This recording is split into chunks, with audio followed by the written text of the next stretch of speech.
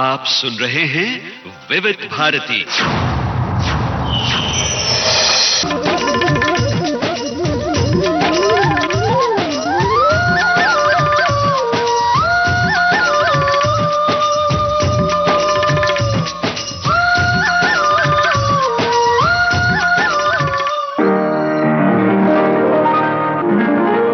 आज के मेहमान अथ स्वागतम शुभ स्वागतम अथ स्वागतम शुभ स्वागतम आनंद मंगल मंगलम आनंद मंगल मंगलम हित प्रियम भारत भारतम हित प्रियम भारत भारतम स्वागतम शुभ स्वागतम अथ स्वागतम शुभ स्वागतम।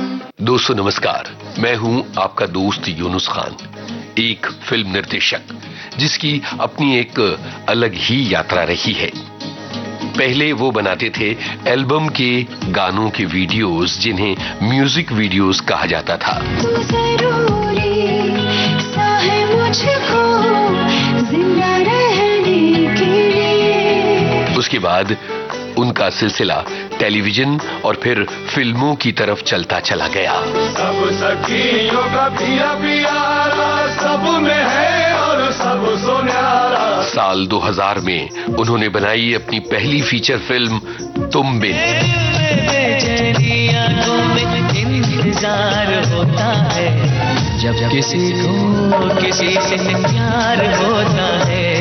इसके बाद उनकी एक चर्चित फिल्म रही 10 बहाने करके ले गए दिल ले गए दिल। अनुभव सिन्हा एक ऐसे निर्देशक जिनकी फिल्मों ने लोकप्रियता के झंडे गाड़े हैं।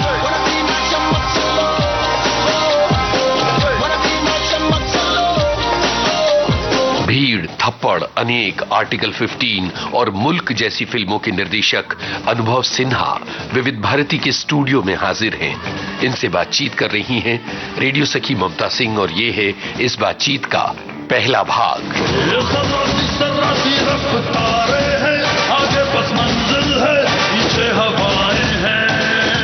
आज विविध भारती के स्टूडियो में एक ऐसे निर्देशक की आमद है जो लेखक भी हैं और कुछ फिल्में प्रोड्यूस की हैं। उनकी फिल्में हमारे दिल पर बड़ा गहरा असर डालती हैं, जो हमारे दिल को जोड़ती हैं। वो बेहद प्रतिभाशाली निर्देशक हैं अनुभव सिन्हा जी। अनुभव सिन्हा जी का विविध भारती के स्टूडियो में हम स्वागत कर रहे हैं। नमस्कार अनुभव जी। नमस्कार, मुझे यहाँ बुलाने का बहुत बहुत शुक्रिया। कैसा लग रहा है आपको यहाँ विविध भारती के स्टूडियो में, क्योंकि रेडियो से आपका बड़ा गहरा नाता रहा है, हमने सुना है।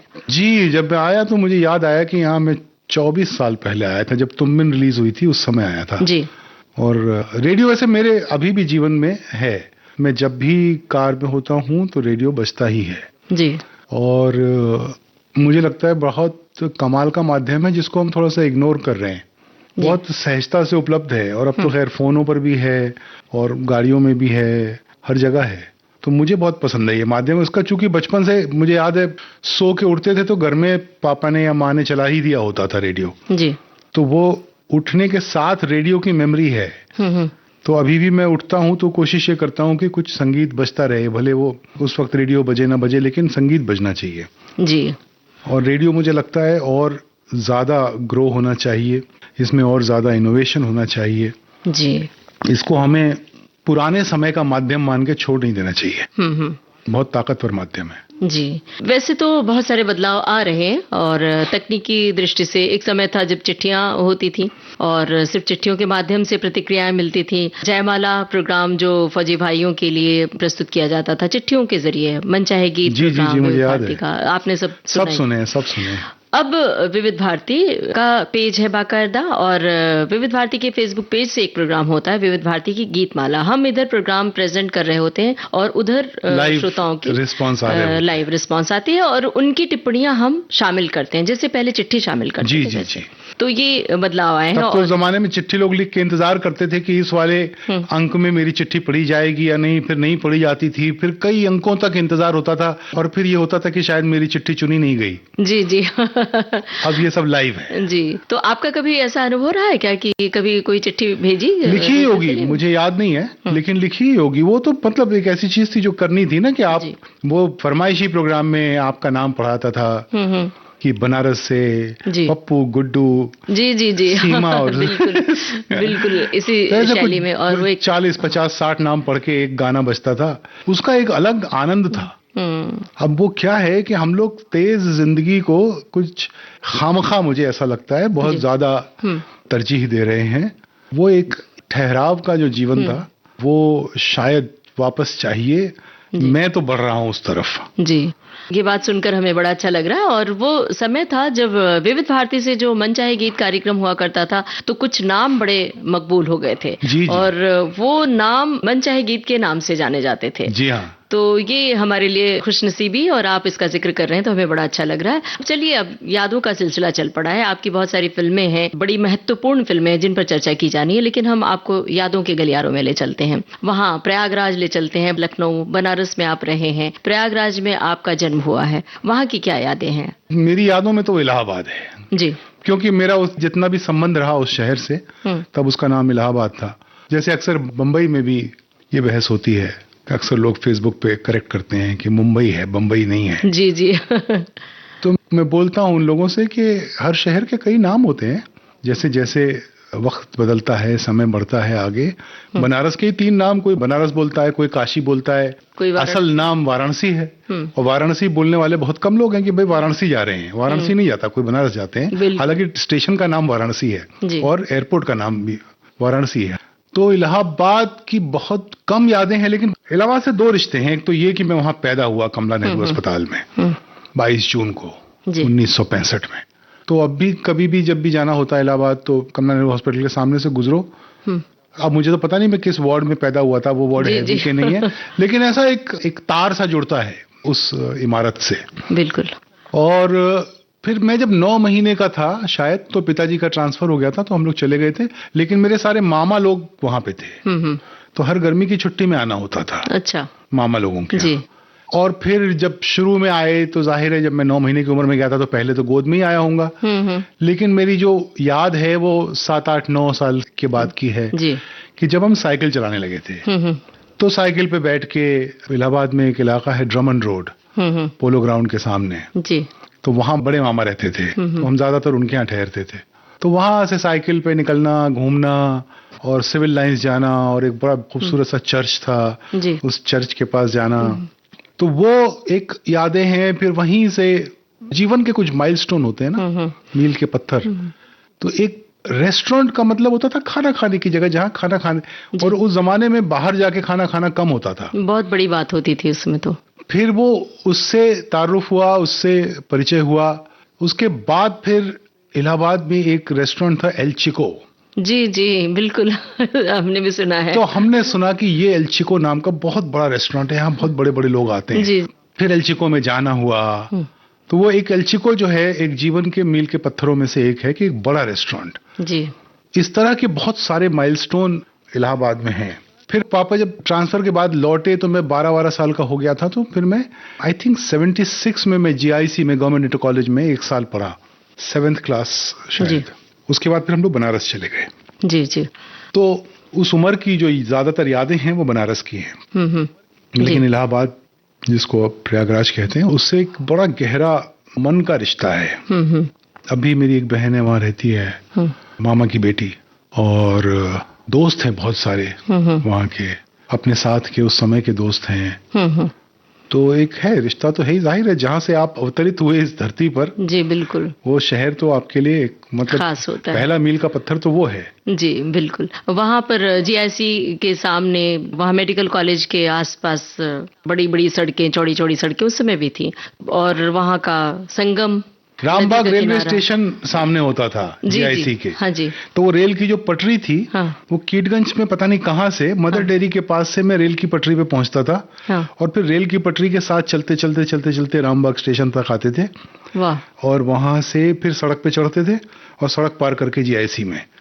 ये सफर मुझे साल भर का याद है। जी जी, वहाँ कीटगंज से जी। पीछे की ओर जाए तो जमुना बैंक रोड, जमुना अब नदी, मुझे नहीं और पता वो सब कुछ जुड़ा है। अब तो बहुत कुछ बदल गया है शहर, और बहुत सारे बदलाव और परिष्कार भी हुआ है, निश्चित रूप से बहुत सारी सुविधाएं हो गई हैं, लेकिन शहर का मिजाज वैसे ही है। तो उन गलियों को याद करते हुए, इलाहाबाद शहर को याद करते हुए कोई गाना आप सुनवाना चाहेंगे आपकी पसंद का? मैं ज्यादातर आज भी वही गाने सुनता हूँ। जी, तो बताएं मैं कौन रफी सा? साहब, किशोर कुमार, मुकेश, वहीं पे आज तक उलझा हुआ हूँ। जीवन के सफर में राही मिलते हैं बिछड़ जाने को, जी, और दे जाते हैं यादें तन्हाई में तरसाने को। क्या बात है। तो यही गाना सुनते हैं।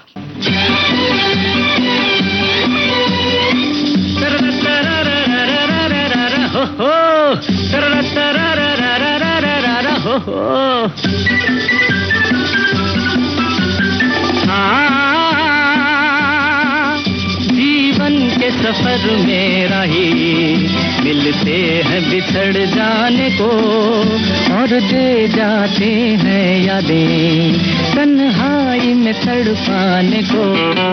ओ हो ओ हो ओ हो ओ हो।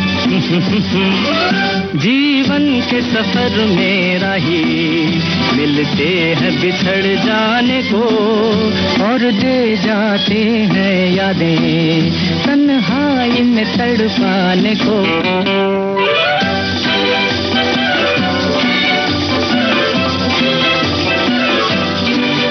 ये रूप की दौलत वाले कब सुनते हैं दिल के नाले।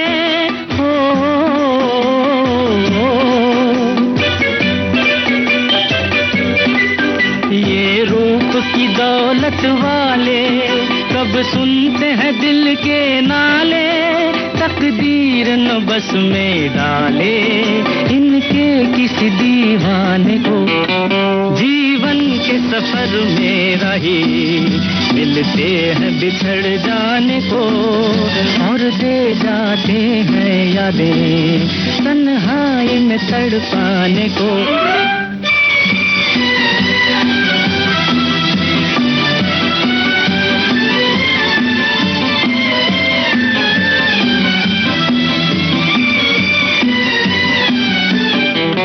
जो इनकी नजर से खेले दुख पाए मुसीबत झेले।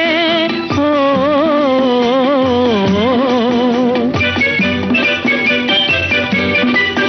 जो इनकी नजर से खेले दुख पाए मुसीबत झेले। फिरते हैं ये सब अलबेले दिल लेके मुकर जाने को। जीवन के सफर में राही मिलते हैं बिछड़ जाने को, और दे जाते हैं यादें तन्हाई में तड़पाने को।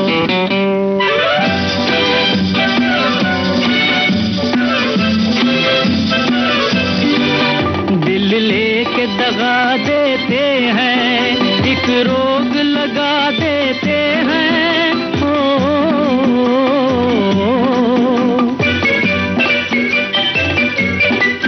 दिल लेके दगा देते हैं, एक रोग लगा देते हैं। हंस हंस के जला देते हैं ये हुस्न के परवाने को। जीवन के सफर में राही मिलते हैं बिछड़ जाने को, और दे जाते हैं यादें तन्हाई में तड़पाने को। ओ हो ओ हो ओ हो ओ हो। ये कितना कमाल है आपके यहाँ कि मैं जो भी गाना बोलूं वो आप बजा सकते हैं। जी जी, सब है आपके पास। बिल्कुल हमारे मैं पास। अभी आपकी लाइब्रेरी देख के आया जिसपे सारे रिकॉर्ड्स रखे हैं आपके। जी जी, मेरे ख्याल से दुनिया में इतने रिकॉर्ड्स किसी के पास नहीं कहीं होंगे नहीं है। जितने आपके पास हैं। सबसे समृद्ध लाइब्रेरी यहीं की है, विविध भारती की। ये हम सब के लिए बड़ी तिलिस्मी बात है, और जो रेडियो के श्रोता हैं उनके लिए भी बहुत तिलिस्मी बात है कि रिकॉर्ड्स हमारे पास इतने सारे उपलब्ध हैं, और हम मानते हैं कि हमारी खुशनसीबी है कि हम रोजाना जी, जी। वहां जाते हैं, देखते हैं। ये तो संग्रहालय का सामान है। जी, संग्रहालय। ये लाइब्रेरी और- का सामान नहीं है, हाँ, ये संग्रहालय का ये सामान। संग्रहालय आपने रिकॉर्ड्स देखे अभी इसी तरह से जो Quadrant मशीन tapes होती थी होंगे। मेल्ट्रॉन, उसकी टेप टेप्स भी रखे क्वार्टर हैं। Inch tapes. हाँ जी, वो टेप्स भी, उसकी लाइब्रेरी अलग है। क्या बात। वो भी देखेंगे तो आप दंग रह जाएंगे। सारे टेप्स हमारे पास मौजूद हैं। अब सब कुछ डिजिटाइज हो गया है, सब कुछ कंप्यूटर पर है। फिर भी इन चीजों को बचा के रखना चाहिए। जी बिल्कुल, तो ये लाइब्रेरी है। तो अनुभव जी, ये इलाहाबाद की यादों के बाद क्या बनारस की गलियों में चले? चलिए, बनारस की गलियों तो मैं तो मिस करता रहता हूँ, वहाँ क्योंकि की जब यादें, पढ़ाई लिखाई सब हाँ, कुछ। हमारे जमाने में 13 जी। साल की उम्र में कॉन्शियसनेस की शुरुआत होती थी, तो वहां तो मतलब इतना कुछ छोड़ के आया हूँ। अभी भी जाता हूँ, फिर जा रहा हूँ अभी कुछ दिन में। जी, बहुत चमत्कारिक शहर है वो। कॉलेज के दिन और हाँ। स्कूल के दिन अगर याद आ रहे हो तो कुछ यादगार घटना साझा करें तो हमें बड़ा मतलब तो कुछ भरा खास। पड़ा है, वो भरा पड़ा है। इतना कुछ देखा है बनारस में। बनारस में पहली बार, उस जमाने में गुंडागर्दी भी होती थी बहुत, गोली चलने की आवाज डांट मार भी सुनी। पड़ी आपको इस बात के लिए? नहीं, हम लोग नहीं करते थे, हम तो मध्यम वर्गीय बच्चे थे, तो हमको तो यही सिखाया गया था कि ऐसा कुछ भी दिखे तो बस दूर ही भाग जाओ, तो खड़े होके देखो भी मत। इसलिए कभी हमारा डायरेक्टली कोई पाला नहीं पड़ा। और संगीत, कबीर चौरा रहता था मैं, उसी सड़क पे थोड़ा सा नीचे चल के पिपलानी कटरा की तरफ जाते हुए नागरी नाटक मंडली होती थी, है अभी भी। वहां पे दुनिया भर के समारोह होते थे, वहां जाते थे। हमारे कबीर चौरा के ठीक पीछे एक गली थी जिसमें जितने भी दिग्गज संगीतकार, संगीतज्ञ बनारस से हुए हैं, वो सब एक गली में रहते थे। क्या बात है। शोले की जो मौसी थी लीला मिश्रा जी, वो भी वहीं से हैं, और सितारा देवी जी भी वहीं से हैं। और उनसे मेरा परिचय है। मैं जाता हूँ बनारस तो कोशिश करता हूँ उनसे मिल लूं अगर वो शहर में है तो।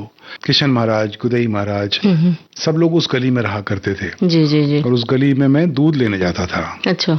जब सुबह दूध लेने जाता था तो सब लोग रियाज कर रहे होते थे। तो वो जो एक सबकी मिलीजुली आवाज थी, कुछ घुंघरू, कुछ तानपुरा, कुछ हारमोनियम, कुछ तबला, वो बड़ी दैवी आवाजें थी जी।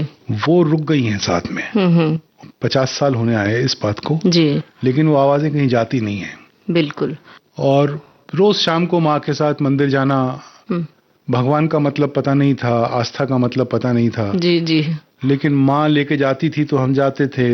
हनुमान चालीसा रोज शाम को गाते थे, हनुमान जी की आरती गाते थे, अर्थ पता नहीं था। तो वो मतलब हनुमान चालीसा ऐसी चिपकी कि वो आज तक शब्दशः ऐसी की ऐसी याद है। क्या बात है। जैसे वो 14 साल का लड़का खड़ा होके अभी भी मंदिर के सामने, वो मंदिर अब भी है, छोटा सा ही है, तो जब भी वहां से गुजरता हूँ तो मैं खुद को और माँ को वहां खड़ा हुआ देखता हूँ। और फिर पैदल जाना स्कूल, क्वींस कॉलेज, वो भी जीआईसी था, उसका नाम क्वींस कॉलेज था, लोहराबीर में। फिर लोहराबीर पे प्रकाश टॉकीज था, सिनेमा हॉल, वहां पिक्चर देखने जाना। फिर पहली पिक्चर चोरी से देखना घर से बिना बताए, और उसी बार पकड़े जाना। अच्छा। वो बात बताइए जरा, कौन सी फिल्म देखी थी और उसके बाद क्या हुआ था? वो डांट मार वाला किस्सा भी? नहीं, पिताजी मेरे बड़े लिबरल आदमी थे, अभी भी हैं, मेरे साथ रहते हैं जी। 93 साल के हो गए। तो ये बता दिया गया था कि हमें पता चल गया। पिताजी इतने लिबरल आदमी थे कि मैंने पीछे अभी 15-20 साल पहले पिताजी को एक दिन बताया कि पापा वो जो पूजा की अलमारी पे अखबार के नीचे जो आप लोग चेंज रखते थे, वहां से मैं कभी कभी पैसे चुराता था आलू की टिकिया खाने के लिए। तो उन्होंने मुझे बताया कि बेटा हम वहां वो पैसे रखते थे ताकि तुम चुराओ, ले लो। ताकि हमें पता रहे कि तुम कहाँ पहुंचे हो। अच्छा अच्छा। तो हाँ, 50 पैसे ही चुरा रहे हो कि अब ज्यादा चुरा रहे हो। तो हम वहां पे 5 रुपए 7 रुपए रख देते थे।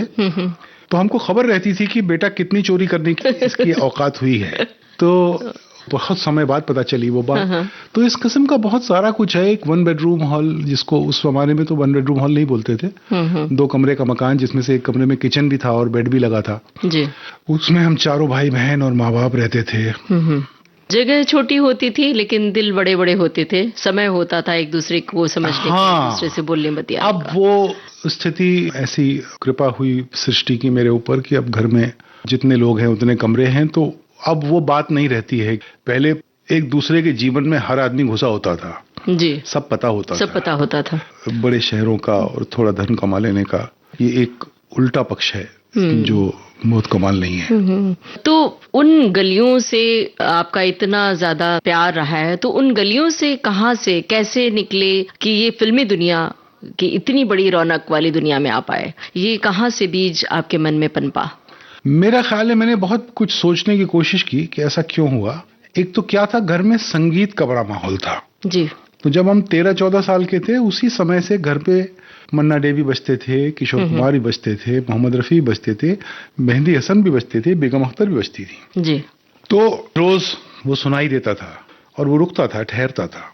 पिताजी और माँ दोनों फिल्मों के शौकीन थे जी। तो जब भी कोई नई फिल्म लगती थी तो पहले ये दो प्राणी घर से जाते थे फिल्म देखने। अच्छा। फिर फिल्म का अप्रूवल होता था कि कैसी है फिल्म, तो फिर हमको भी भेजा जाता था। फिर मैं और मेरी बड़ी बहन जाते थे, 5 साल बड़ी है मुझसे। तो इस तरह से फिल्मों का भी एक कल्चर था घर में। फिर इंजीनियरिंग पढ़ाई गई, इंजीनियरिंग पढ़ लिए। पिताजी का बड़ा शौक था कि बेटा इंजीनियर बने, मैं बन गया। फिर वहां से अपने जीवन की शुरुआत हुई। दिल्ली में था उस समय में, और तब ऐसा लगा कि मुझे ये नहीं करना है, इसमें मुझे मजा नहीं आ रहा है। हालांकि मैं अच्छा कर रहा था, मेरी पहली कार आने वाली थी साल भर के अंदर। अच्छा। ये 1989 की बात है, 89, 24 साल का था मैं। तो मैंने नौकरी छोड़ दी, घर में बताया नहीं। अच्छा। मुझे लगा ये बताऊंगा तो पिताजी को बहुत त्रास हो जाएगा। बहुत नाराज नहीं होते थे, दुखी हो जाते थे। हाँ वो थोड़े दुखी हो जाते, उनका सपना टूट जाता। ओहो। बच्चे उस जमाने में बड़े होते थे माँ बाप के सपनों के लिए, और मैं अब इधर उनसे बेईमानी करके मैं मेरे अपने सपने देख रहा था। ओह। तो इसलिए बताने की हिम्मत नहीं हुई। फिर 1 साल भटका दिल्ली में, और फिर मुझे एक डॉक्यूमेंट्री फिल्म पे असिस्टेंट का काम करने का मौका मिला। वो करते हुए मुझे ऐसा लगा कि मुझे ये करना है जी। तब मैं पिताजी के पास गया बनारस, तो उनको बताया कि मुझे बम्बई जाना है, फिल्में बनाना चाहता हूँ। तो पिताजी ने बोले ठीक है। अच्छा। हाँ जाओ, जो तुम्हारा मन करे। वो हमारा काम था तुमको पढ़ाना, हमने पढ़ा दिया। अब बाकी तुम्हारा जीवन है, तुम देख लो, लेकिन मैं तुम्हारी धन से मदद नहीं कर पाऊंगा क्योंकि मैं 2 साल में रिटायर हो रहा हूँ। जी जी। तो मैंने कहा ठीक है। माँ थोड़ा सा रूस गई। अगले दिन सुबह उसको भी पटा लिया। अच्छा। हाँ। क्या कहा लेकिन माँ से कि कुछ नहीं, माँ तो जीव ही अलग होता है ना, ममता से भरी हुई है। हाँ मतलब माँ अंधी होती है, उसको कुछ दिखता ही नहीं, उसको सिर्फ बच्चा दिखता है, बच्चे की खुशी दिखती है।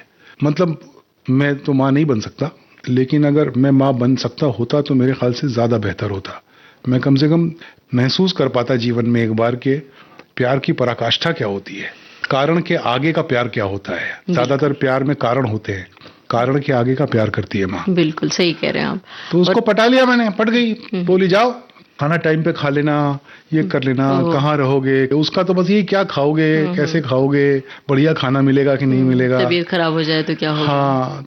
तो फिर चले गए, और फिर ऐसी सृष्टि की कृपा रही कि जब से मैं बम्बई आया, लोग बम्बई जब मैं बोलता हूँ ऐसा थोड़ा सा ऑब्जेक्शन करते हैं, उनसे मैंने कहना चाहता हूँ कि मैं आया बम्बई था, मेरा प्यार बम्बई से है।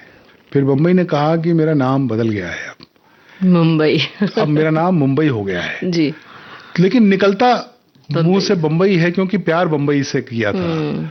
तो मुंबई का भी सम्मान है, ऐसी बात नहीं है। और जब कोई कागज पे लिखना होता है तो मुंबई ही लिखते हो, कई बार मुंबई बोलते भी हैं, पर ऐसे फ्लो में, जैसे अगर आप मुझे यादों की गलियों में ले जाएंगी तो मेरे मुंह से मुंबई निकलेगा, तो उसके लिए मैं क्षमा प्रार्थी हूँ।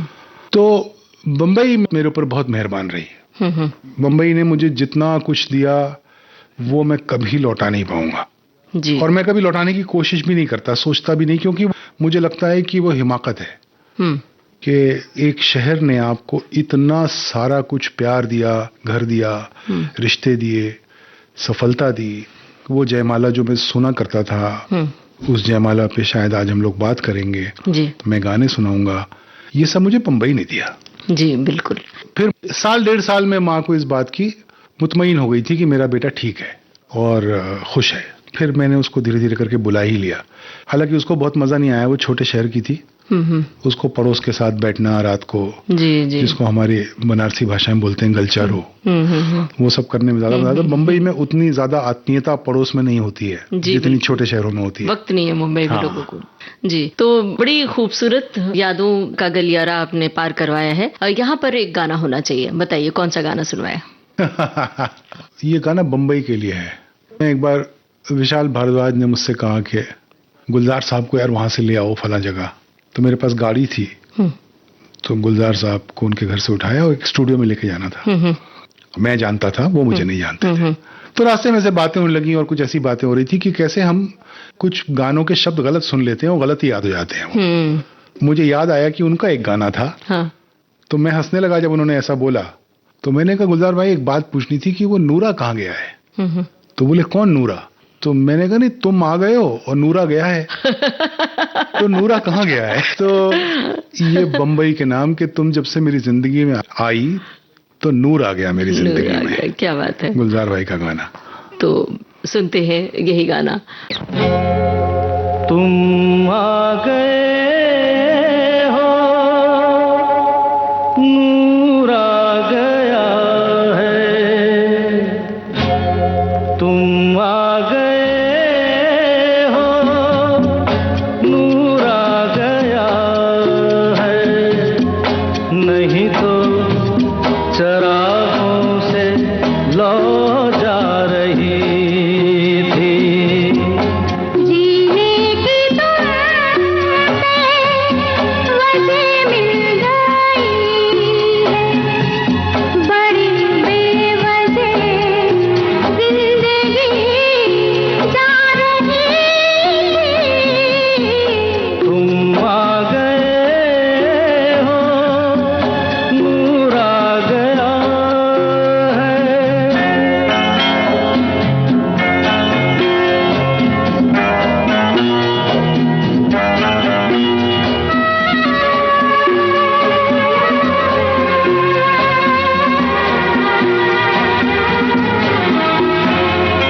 कहाँ से चले कहाँ के लिए ये खबर नहीं थी, मगर कोई भी सिरा जहाँ जा मिला वहीं तुम मिलोगे। हो कहाँ से चले कहाँ के लिए ये खबर नहीं थी, मगर कोई भी सिरा जहाँ जा मिला वहीं तुम मिलोगे। कि हम तक तुम्हारी दुआ आ रही थी, तुम आ गए हो, नूर आ गया है। नहीं तो चरागों से लौ जा रही थी। तुम आ गए हो, नूर आ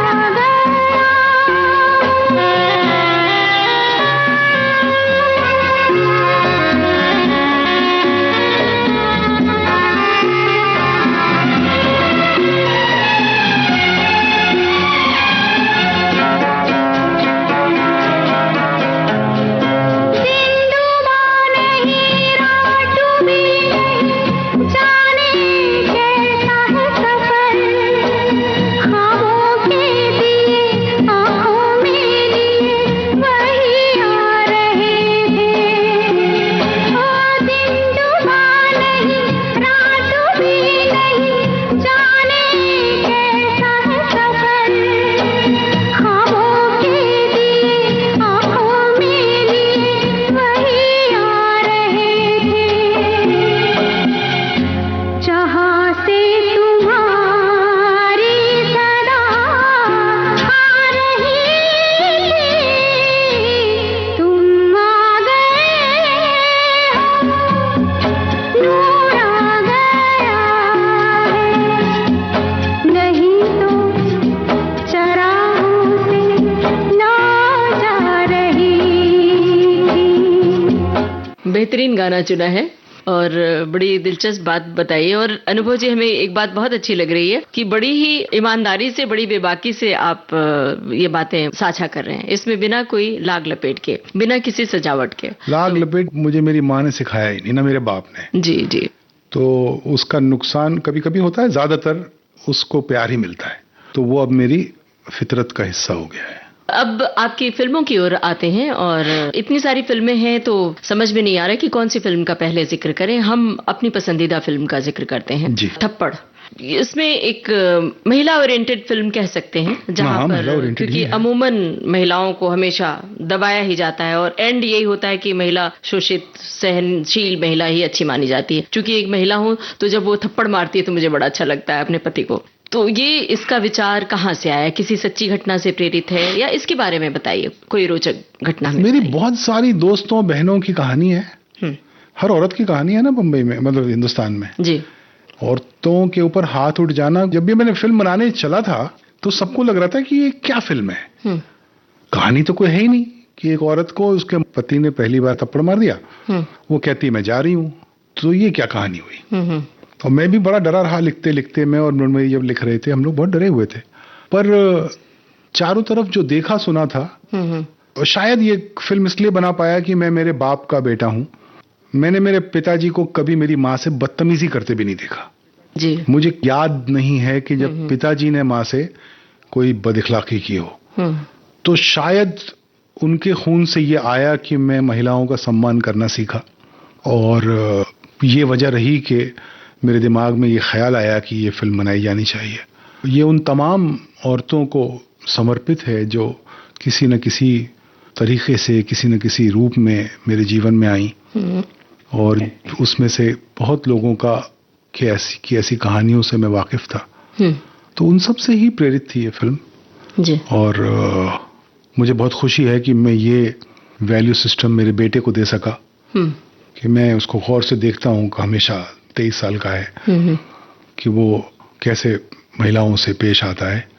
तो मुझे खुशी होती है कि वो भी किसी महिला से कभी कोई बदतमीजी नहीं करेगा। जी। बेटा भी फिल्मी दुनिया में आना चाहते हैं आपके? हाँ, वो लेखक है, निर्देशक बनना चाहता है। ओह, अच्छा। मेरे साथ मिलकर एक फिल्म भी लिखी है उसने, श्लोक नाम है, अभी फिल्म मेकिंग पढ़ रहा है। तो यहाँ पर थप्पड़ फिल्म का गाना सुने? हाँ सुनिए ना, मुझे बहुत पसंद है। एक टुकड़ा धूप का? एक टुकड़ा धूप का मेरा भी पसंद। शकील आजमी साहब ने लिखा वो गाना। वो आप सोचिए, वो मर्द लिखे ये गाना तो कितनी अच्छी बात है। और शकील आजमी साहब यूपी के आजमगढ़ के रहने वाले हैं, और शायद बड़ौदा में सड़कों पे सोए हैं। अच्छा। हाँ, और वहां से शायरी की है, और फिर औरत की इज्जत पर एक गाना लिखते हैं। ये बड़ी कमाल की बात है। जी जी।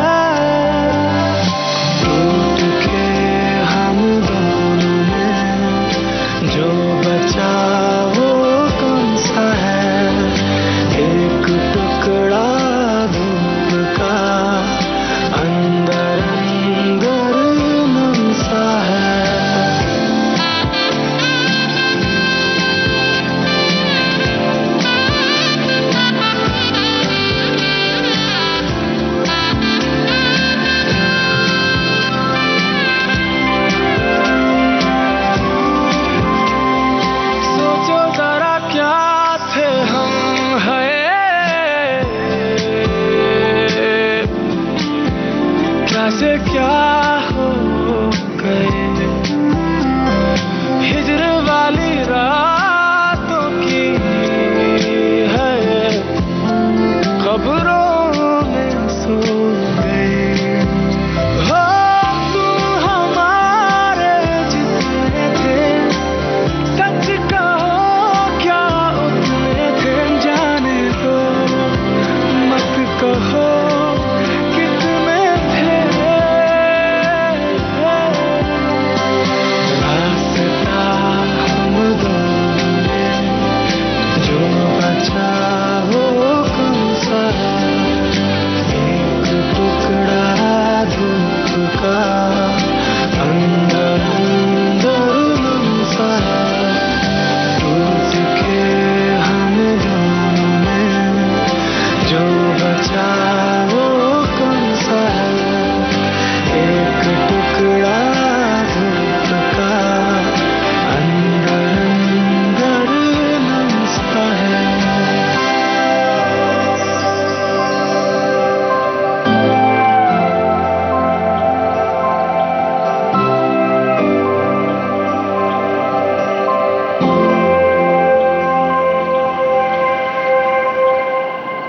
अपने श्रोताओं को तो पता है, आपको बता दें कि ये गाना अक्सर ही हम विविध भारती से एक प्रोग्राम होता है भारत की गूंज, सुबह 8:30 से 9:30 का चंक है, तो इसमें नए गाने हम बजाते हैं। तो अक्सर ही ये गाना मैं बजाया करती हूँ। अक्सर मैं थप्पड़ फिल्म के गाने जैसे सर्च करती हूँ तो मैं सोचती हूँ कि इस गाने के अलावा कोई और गाना बजाऊं, पता नहीं इसी पर माउस क्लिक हो जाता है तो कुछ गाने हमारे जहन में बस जाते हैं और हमारी बहुत सारी बातों से भी लिंक कर जाता है। जैसे कि मैं बताऊं आपको यहाँ पर कि एक टुकड़ा धूप का, धूप के बारे में, कुछ विटामिन के बारे में बात कर रहे थे और मैंने ये गाना बजाया तो हमारे 2-4 श्रोताओं के मैसेज आ गए कि नए गाने आपकी बात से लिंक हो जाए, बड़ी बात है। क्या बात। तो मुझे बहुत अच्छा लगा, मैंने सोचा आप तक ये बात पहुंचा दूं। शुक्रिया शुक्रिया। गीतकार और संगीतकार की भी इसमें कमाल है इनका। तो आप गीत संगीत से जुड़ी हुई कोई खास याद या खास बात बताना चाहते हैं, रिकॉर्डिंग से जुड़ी हुई, इन गानों की रिकॉर्डिंग से जुड़ी हुई? बहुत सारी ऐसी कहानियां, इतने सारे गाने रिकॉर्ड किए हैं। मुझे याद है तुम बिन की गजल थी, कोई फरियाद तेरे दिल में दबी हो जैसे, वो डबिंग हो रही थी, जगजीत सिंह साहब डब कर रहे थे और मेरी रात को 2 बजे फ्लाइट थी, मैं शूटिंग करने जा रहा था कनाडा। जी जी। और जगजीत सिंह साहब को मुझे देख के ऐसा लगा कि मैं खुश नहीं हूँ। अच्छा। अब ये भी कमाल है ना, जगजीत सिंह गा रहे हैं और आप खुश नहीं हैं। और उन्होंने देख लिया। और फिर जब हम लोग पैकअप करके निकले, मेरा फ्लाइट का टाइम हो रहा था, मैं सीधा एयरपोर्ट जा रहा था, तो मुझे याद है मेरे कंधे पे हाथ रख के चलते हुए हम लोग अपनी अपनी गाड़ियों की तरफ जा रहे थे और जगजीत सिंह साहब ने मुझसे कहा कि मजा नहीं आया ना? तो मैंने कहा जी। बोले आप चिंता मत कीजिए, आप जाइए शूटिंग करने और मैं पीछे से आके इसको फिर गाऊंगा, मुझे भी मालूम है अच्छा नहीं हुआ है। फिर मैं चला गया शूटिंग करने और फिर उन्होंने पीछे से आके रिकॉर्ड दोबारा डब करके और बहुत खूबसूरत गा के, जो सब आप जानते हैं, सबने सुना है, वो भिजवा दिया मेरे पास। और फिर जब मैं लौट के आया तो पता चला कि मेरे पीछे वो 3 बार आए थे और 3 बार मैं डब किया था। तब जाके वो एक ऐसी गजल बनी जो अब 24 साल हो गए, लेकिन उसके बारे में इस तरह बात होती है जैसे अभी परसों का गाना है। तो वो एक कहानी है जो मैं नहीं भूल पाता। या अभी मेरी 10 फिल्म की 20वीं एनिवर्सरी थी, तो विशाल शेखर के विशाल का फोन आया और हम लोग याद कर रहे थे कि कैसे 10 बहाने गाना, हाँ 10 बहाने कैसे वो गाना फाइनल हुआ था। मैंने उनको याद दिलाया कि मैं तुम्हारे स्टूडियो आया था, तुम लोग कोई गाना सुनाना चाहते थे, तो वो गाना मुझे हारमोनियम पे सुनाया गया था। अच्छा। हाँ, और वो आवाज, उस गाने को हारमोनियम पे तस्वुर करना कितना मुश्किल काम है, लेकिन वो आवाज, वो साउंड और वो विशाल और शेखर का साथ में गाना, वो आवाज मेरे साथ अभी तक रुकी हुई है। 10 बहाने करके ले गए दिल और हारमोनियम पे। जी जी। मैं बोलता हूँ एक बार विशाल को, उसको हारमोनियम पे गा के एक बार इंस्टाग्राम पे डाल दे। वो उस समय गाना बहुत मशहूर हुआ था। आज भी मुझे लोग बताते हैं, मतलब आजकल की जो युवा पीढ़ी है वो कहती है कि कोई पार्टी खत्म नहीं होती उस गाने के बिना। बिल्कुल। और चित्रलोक टॉप 10 हुआ करता था विविध भारती से, जो अब भारत की गूंज है सुबह, उस समय चित्रलोक हुआ करता था। तो चित्रलोक टॉप 10 में वो गाना शामिल होता था, वो 10 गानों में हर बार शामिल था। सचमुच वो गाना बहुत चला था। हाँ, मेरा नसीब अच्छा रहा है, मुझे गाने बड़े अच्छे दिए मेरे संगीत निर्देशकों ने। वो चाहे तुम बिन फिल्म के गाने भी, निखिल विनय से शुरू करिए और अभी अनुराग साइकिया तक आइए, मुझे एक ब्लेसिंग है, मेरे ऊपर एक आशीर्वाद है जी। मेरे शायद उन दिनों का जब घर पे वो संगीत, वो उन दिनों का आशीर्वाद है। अभी यहाँ पर गाना सुनते हैं तो जी। कौन सा गाना बताइए? 10 फिल्म का? हाँ,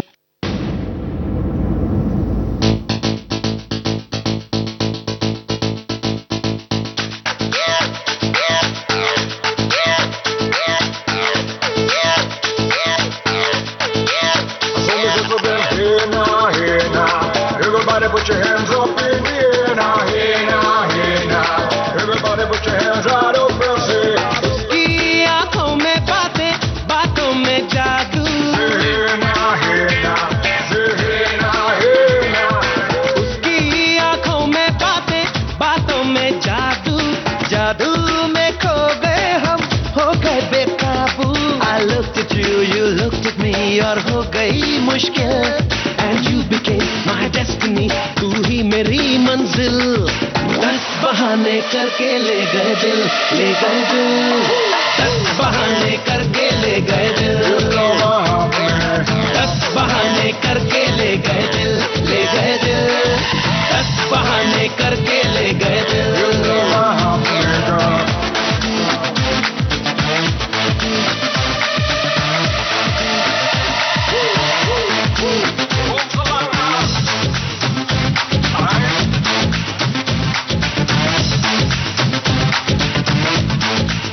Here we go, hey now, hey now. Everybody put their hands up in the air now, hey now, hey now. Everybody put their hands all up and say, ये दिल तो पहले ऐसा नहीं था, किसने बहकाया ऐसा सपना दिखाया क्यों?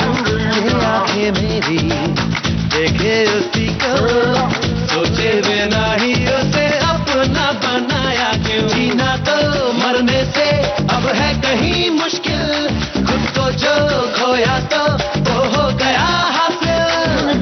10 बहाने करके ले गए दिल, ले गए दिल. 10 बहाने करके ले गए दिल. 10 बहाने करके ले गए दिल, ले गए दिल. 10 बहाने करके ले गए दिल. उसकी आंखों में बातें, बातों में जादू, जादू में खो गए हम, हो गए बेकाबू. I looked at you, you looked at me, और हो गई मुश्किल. And you became my destiny, तू ही मेरी मंजिल. 10 बहाने करके ले गए दिल, ले गए दिल. 10 बहाने करके ले गए दिल.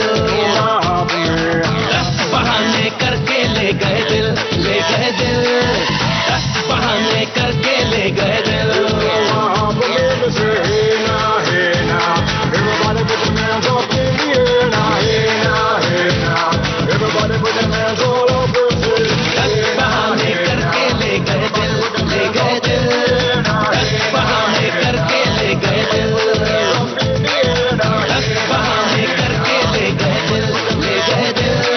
10 बहाने करके ले गए दिल. यहाँ हम अनुभव जी आपसे जानना चाहते हैं, तापसी पन्नू आपकी फिल्मों में रही हैं, उसमें थप्पड़ में भी थी, आगे भी कई फिल्मों में रही. उनसे कैसा आपका नाता रहा? उनसे जुड़ी कोई खास बात बताइए हमारे श्रोताओं को. तापसी बहुत कमाल इंसान है, और गानों के बाद अगर दूसरा बड़ा आशीर्वाद मेरे ऊपर है तो वो ये कि मुझे लोग बहुत अच्छे मिले, और ये ऐसे लोग हैं जिनसे मेरा बरसों बरसों का साथ है. तापसी उनमें से एक हैं. तापसी से मेरी पहचान शायद 2012-13 से या 14-15 से है. 10 साल हो गए. दोस्त है वो, जिसको जवान पीढ़ी की पार्लेंस में बोलें तो बडी है वो. तो वो दोस्त को दोस्त के साथ खड़े रहना आना चाहिए, अच्छे वक्त में, बुरे वक्त में, खास तौर पे बुरे वक्त में. तापसी वो दोस्त है. बहुत अच्छी एक्ट्रेस है, मुझे बहुत कमाल एक्ट्रेस, कमाल की एक्टिंग करती हैं. बहुत खूबसूरत है, और इंसान बहुत अच्छी है. इससे बढ़िया कॉम्बिनेशन क्या चाहिए? और सेट पर तापसी का होना खुशी बिखेरता है पूरे सेट पे जी. वो सबके साथ उसका रिश्ता इतना याराना है कि सब लोगों को मजा आता है अगर तापसी सेट पर होती है. तो जब भी बात हो रही होती है, जब हम स्क्रिप्ट लिख रहे होते हैं कि इसमें कौन हो, तो तापसी का नाम ऑटोमेटिकली सबसे ऊपर हो जाता है. जी. अब हम फिल्म 10 की ओर आते हैं. फिल्म 10 में संजय दत्त ने मेन रोल किया है और सुनील शेट्टी भी है जी. तो इनसे जुड़ी हुई कोई खास बात बताइए, कैसे इनको तैयार किया संजय दत्त और सुनील शेट्टी को? एक पुराना इंटरव्यू पता नहीं कहाँ से इंस्टाग्राम पे मेरे पास पहुंचा, जिसमें मैं सुनील शेट्टी को सुनील नाम से बुला रहा था, तो मैं शुरू में उनको सुनील बुलाता था। जी जी। पर उनके अंदर एक बड़ा भाई ऐसा बिल्ट इन है कि वो पता नहीं कब सुनील से अन्ना बन गए, मुझे खुद याद नहीं है कि मैंने ये कब फैसला किया कि अब मैं उनको सुनील नहीं बुलाऊंगा, अन्ना बुलाऊंगा। तो सुनील को मैं जानता था थोड़े समय से, और संजू से मेरी तभी मुलाकात हुई थी कुछ समय पहले। मेरा सीरियल था, संजू ने देखा था, सी हॉक्स, वो उसको बहुत पसंद था। तो उसका मन था कि मैं उसके साथ फिल्म बनाऊं। तो मैंने संजू को ये कहानी सुनाई 10 की, तो उसने फौरन हाँ बोल दिया। और फिर बोला और कौन, ये 4 लोग थे जी। तो मैंने कहा सुनील। डन, सुनील तो तेरी बात हो गई। मैंने कहा मेरी बात हो गई। और इसमें कौन, मैंने कहा अभिषेक, पर अभिषेक को मैं जानता नहीं था। तो संजू ने फौरन अभिषेक को फोन कर दिया, तो अभिषेक हो गए। जायद की कास्टिंग में थोड़ा समय लगा, हम जायद तक पहुंचने में हमें समय लगा, मतलब हमने सोचा जायद के बारे में देर से। तो ये ऐसे पूरी टीम खड़ी हो गई। और उसी शूटिंग के दौरान शायद मुझे ऐसा लगता है कि वो सुनील से अन्ना का सफर तय हुआ। और मुझे एक दिन याद है, कनाडा में थे हम लोग, और मैं और अन्ना शॉपिंग करने गए थे जी। तो कपड़े खरीद रहे थे एक दुकान में। तो अन्ना अपने कपड़े खरीद रहे थे, मैं अपने कपड़े खरीद रहा था। और जब मैं पैसे देने पहुंचा तो पता लगा अन्ना ने पैसे दे दिए थे। उस जमाने में शायद 20-25 हजार रुपए कपड़े थे, ये 2004 की बात होगी जी जी। तो मैंने काफी झगड़ा करने की कोशिश की, लेकिन वो माने नहीं, उन्होंने ही पैसे दिए। और फिर मुझे लेके गए खास जूते जो संजू अन्ना ये लोग पहनते थे, बूट पहनते थे लोग, तो मुझे एक बूट भी दिलाया। तो यहाँ से वो जो एक मुझसे बड़े भी हैं थोड़े, एक वो बड़े भाई का रिश्ता अन्ना से बना, संजू से दोस्ती का रिश्ता बना। संजू बड़ी है, संजू में वो तापसी वाली बात है, या तापसी में संजू वाली बात है जी जी, कि दोस्त के साथ खड़े रहना। संजू, अजय, ये जो जनरेशन है, इवन शाहरुख, इन लोगों में वो बात है कि दोस्त के साथ खड़े रहना, दोस्त का बुरा वक्त है जी। तो उस दौर में जो मैंने फिल्में बनाई, उसमें इन लोगों से ये सब सीखने मिला। मैं खुद छोटे शहर से आया था, तो दोस्ती का मतलब मालूम था। दोस्ती अब थोड़ा ओल्ड फैशन कॉन्सेप्ट है जी जी, दोस्ती अब जरूरत की होती है। तब वो दोस्ती होती थी कि हमें सब पता होता था कि आज वो थोड़ा सा लो फील कर रहा है, तो उसके पास चले जाओ आज। तो इन लोगों से ये सीखा अच्छा दोस्त कैसे बना जाता है, इन सब से। और मैं बहुत खुशनसीब हूं कि मुझे ये लोग मिले जीवन के किसी मुकाम पे, और बहुत कुछ दे के गए। अन्ना का फोन तो खैर अब भी आता रहता है, वो अगर देख लेता है अन्ना इंस्टाग्राम पे कि मैं दुबला हो गया, थोड़ा वजन कम हो गया, तो अन्ना का फोन आ जाता, वेरी गुड, वेल डन।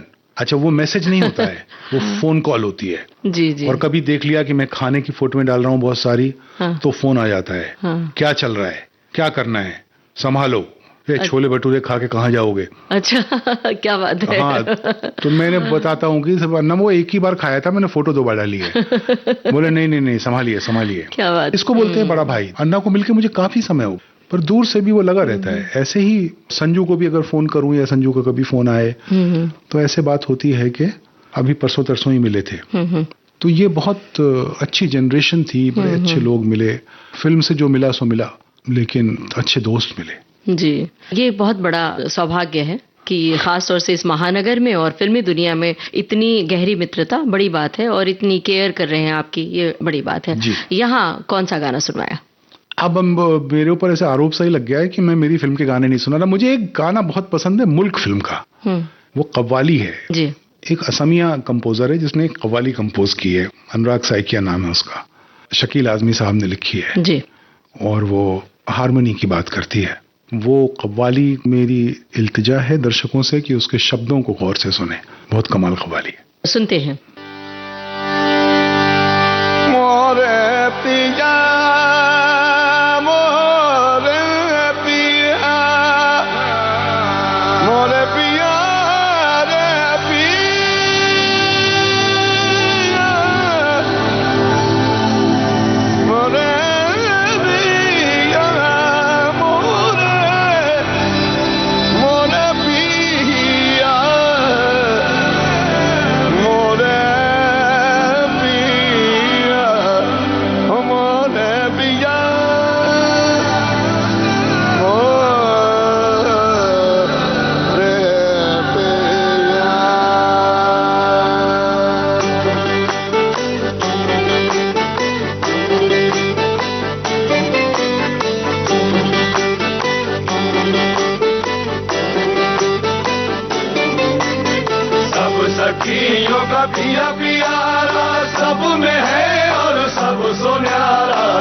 सखियों का पिया प्यारा,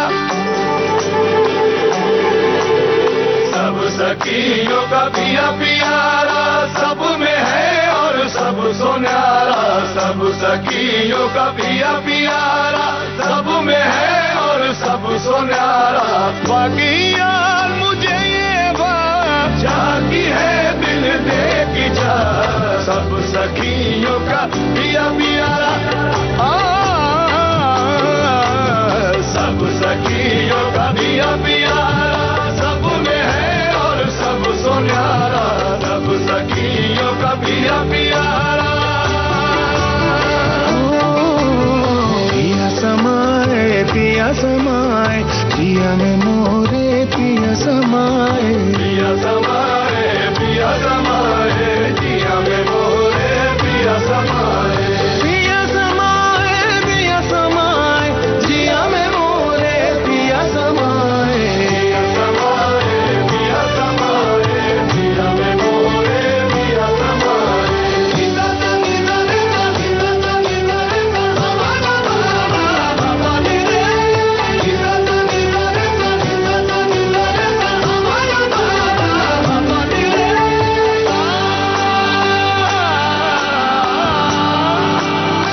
ओ सात रंग है सातों पिया के, देख सखी कभी तू भी लगा के, सात रंग है सातों पिया के, देख सकी कभी तू भी लगा के, सातों से मिलके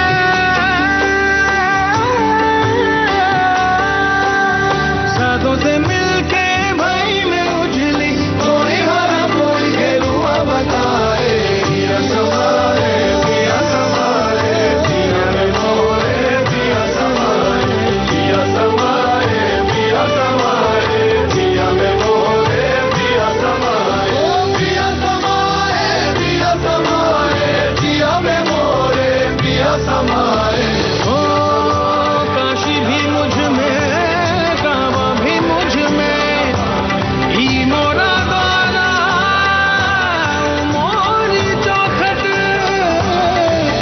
इश्क है मोरे पिया का मजहब, केहू से मोना काहे का झंझट, काहे का झंझट, मंदिर के छजे के मैं गोरैया, पीपल है मोरा रहेंगे बसेरा, मस्जिद के गुंबज के मैं कबूतर, मैं जोड़ूं तो एक सवेरा। ओ ऐसी रंगानी भाई ना पुरानी, इंद्रधनुष है मोरी चुनरिया, पिया को मोरे महू न देखूं, एक मगर मोरे मन की भजरिया,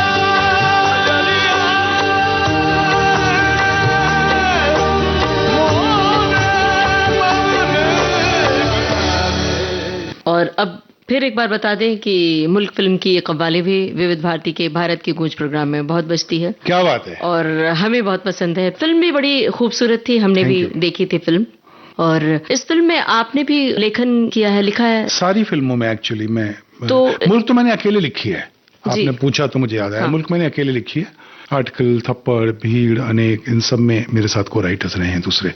तो कहाँ से विचार आया इस फिल्म को लिखने का, बनाने का? एक अखबार की खबर थी जी। कि एक बाप ने अपने बेटे की लाश लेने से मना कर दिया, उससे बहुत मुतासिर हुआ था मैं। मतलब एक मैसेज देती है, संदेश देती है फिल्म, लोगों को जोड़ने का संदेश है जी। ऋषि कपूर साहब को कैसे इसमें राजी किया? ऋषि कपूर साहब को राजी करने में वक्त नहीं लगा, उनको बहुत पसंद आई कहानी, और वो कहानी सुन के पहला सवाल उन्होंने ये मुझसे पूछा कि इसका हीरो कौन है, इसमें तो हीरो है ही नहीं। तो मैंने कहा आप है ना, तो बोले नहीं नहीं मैं तो हूँ लेकिन हीरो कौन है। मैंने कहा आप हीरो हैं, कहानी हीरो है, तापसी हीरो है, थोड़ा सा मैं हूँ, हमारी पिक्चर लोग कौन देखेगा हमारी पिक्चर, ये फिर कोई हीरो ही नहीं होगा तो पिक्चर कौन देखेगा। मैंने कहा वो सर मुझे पता नहीं, कई बार हीरो होते हैं फिर भी लोग पिक्चर नहीं देखते। और कई बार अच्छी कहानी के लिए फिल्म देखते हैं। हिंदुस्तान का दर्शक बहुत बुद्धिमान और बुद्धिजीवी है। जी बिल्कुल। हम हिंदुस्तान के दर्शक को कभी कभी हल्के में लेते हैं, लेकिन बड़ा बुद्धिजीवी दर्शक है। मतलब पता नहीं कितने दशकों से, उसी साल में अमर अकबर एंथनी हिट होती है और उसी साल में गोविंद निलानी हिट होते हैं। जी जी। ये एक कमाल का टेस्ट हिंदुस्तानी दर्शकों का है। तो मेरा हमेशा दर्शकों पर बड़ा विश्वास रहा है और मैं उनकी परख को बहुत ज्यादा सम्मान करता हूँ। जी। तो फिर हमने बनाई फिल्म। फिर ऋषि कपूर साहब हमेशा ये सोचते रहते थे कि पता नहीं कौन देखेगा फिल्म, और उनको लग रहा था कि पता नहीं क्या बना रहा हूं मैं। हालांकि वो उनका पूरा विश्वास था कहानी में। फिर चली फिल्म, लोगों को अच्छी लगी, बेहतरीन फिल्म बहुत थी, प्यार हमने मिला, भी देखी। बहुत तारीफ मिली। जब रिलीज हुई उसके अगले दिन हमने जाकर देखी और हमें भी बहुत अच्छी लगी फिल्म। और हम तो ये चाहते हैं, आपसे ये गुजारिश करेंगे कि और बनाइए ऐसी फिल्में। हाँ, बना रहा हूँ। कौन सी बना रहे हैं? लिख रहा हूँ अभी। जी बिल्कुल। और यहाँ मुल्क फिल्म में अतुल तिवारी जी भी। जी। तो उनसे कैसे मुलाकात हुई? अतुल पुराना, तिवारी बहुत पुराना रिश्ता है उससे। जी। मतलब लेकिन उनसे कभी भी अभिनेता का रिश्ता नहीं रहा जी। लेकिन उस रोल के लिए ऐसा मैं चाहता था, एक गोलमोल सा, हाँ, क्यूट सा आदमी।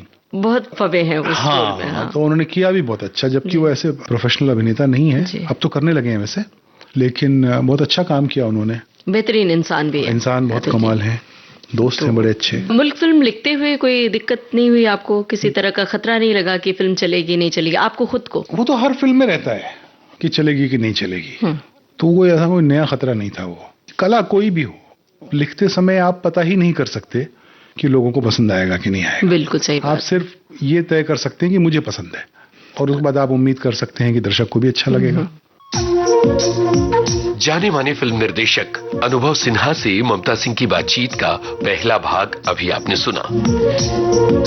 रिकॉर्डिंग इंजीनियर किरण बंग, प्रस्तुतकर्ता जुबैर खान। इस कार्यक्रम का दूसरा और आखिरी भाग आप सुनेंगे अगले हफ्ते इसी दिन।